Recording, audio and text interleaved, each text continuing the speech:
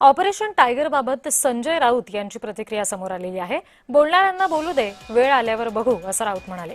ठाकरेंची बैठक म्हणजे उशिरा सुचलेलं शहाणपण आहे असा टोला यावर उद्धव ठाकरे यांना संजय शिरसाट यांनी लगावलाय। हजारों टाइगर यहाँ खड़े हैं, कोई एमपी एमएलए की क्या बात कर रहे हो भाई?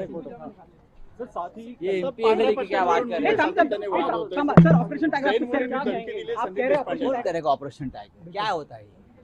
क्या होता कौन है? हाँ ऑपरेशन टाइगर कुछ भी बोलते हो।